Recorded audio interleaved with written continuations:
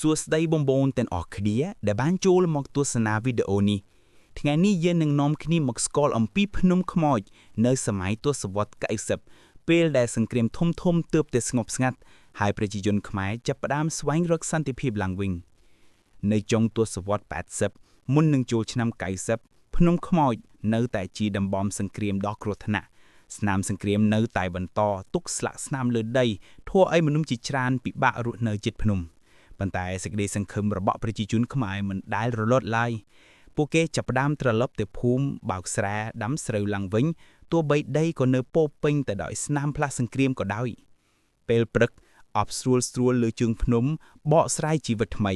ស្ត្រីខ្មែរទៅយកទឹកបុរសទៅកាប់ឈើក្មេងៗលេងជុំវិញភ្នំដែលភាពរីករាយសូរស្រេងកំភ្លើងបានបាត់បង់ទៅបដូរជាសូរស្រេងស្នេហានិងសុខសាន្ត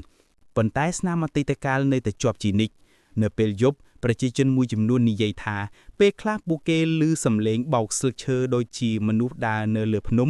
ឬឮសូរស្រេងខ្យល់ដែលស្រដៀងនឹងសំឡេងយោធាពេលសង្គ្រាមការនឹកស្ដាយនិងការគោរពដល់អ្នកដែលបានស្លាប់នៅលើដីនេះក្លាយជាផ្នែកមួយនៃជីវិតប្រចាំថ្ងៃរបស់ពួកគេ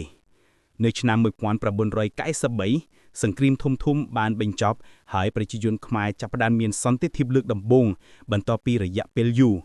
ទង់ជាតិខ្មែរត្រូវបានលើកឡើងលើជើងភ្នំខ្មោចដែលកងទ័ពដែលបានរក្សាទុកដីកំណើតនេះមកជាយូរទោះបីភ្នំខ្មោចមិនទាន់មានភ្ញៀវទេសចរច្រើនក៏ដោយប៉ុន្តែវាក្លាយជារូបសញ្ញានៃការប្រែប្រួលពីសង្គ្រាមទៅសន្តិភាពនៅរដូវភ្លៀងឆ្នាំ96ភ្នំខ្មោចត្រឡប់មកមានភាពស្រស់ស្អាតឡើងវិញពពកនិងអបបិទជុំវិញភ្នំស្លាបឈើកាក់ឡើងវិញហើយពេលថ្ងៃលិចពន្លឺពណ៌ទឹកក្រូចប៉ះនៅចំណោតភ្នំដូចជាការចាប់ផ្ដើមជីវិតថ្មីចុងទសវត្សរ៍90ប្រទេសកម្ពុជាបានឈានចូលសម័យសន្តិភាពពិតប្រាកដភ្នំខ្មោចក្លាយជាកន្លែងគោរពប្រវត្តិសាស្ត្ររបស់ប្រជាជនក្នុងតំបន់ក្មេងៗចាប់ផ្ដើមរៀនអំពីអតីតកាលនេះក្នុងសាលារៀនមនុស្សមួយចំនួននាំគ្នាឡើងភ្នំដើម្បីថ្វាយបង់ដល់អ្នកដែលបានស្លាប់ក្នុងសង្គ្រាមភ្នំខ្មោចពោពេញទៅដោយអារម្មណ៍សង្ឃឹមវាជាភ្នំដែលមិនត្រឹមតែស្អាតប៉ុណ្ណោះទេប៉ុន្តែមានអត្ថន័យជាប្រវត្តិសាស្ត្រជាតិបងប្អូនអាចនឹកឃើញថាទាំងអស់គ្នាអាចឃើញសេចក្តីសង្ឃឹមនៅក្នុងភាពងងឹតប្រសិនបើយើងមិនបោះបង់នៅថ្ងៃនេះបើអ្នកឈរលើជើងភ្នំខ្មោចអ្នកនឹងឮសូរស្រេងខ្យល់បក់តាមស្លាបឈើហើយអារម្មណ៍ដូចជាមនុស្សអតីតកាលកំពុងនិយាយថាសន្តិភាពមិនមែនមកដោយងាយឡើយប៉ុន្តែជារបស់ដ៏ថ្លៃថ្លាដែលយើងត្រូវរក្សាទុកជារៀងរហូតសូមអរគុណដែលបានទស្សនាវីដេអូនេះ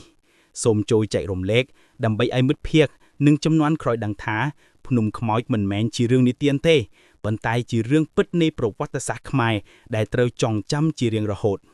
នេះជារឿងរ៉ាវភ្នំខ្មោចសម័យ90ពេលសន្តិភាពចាប់ផ្ដើមត្រឡប់មកវិញ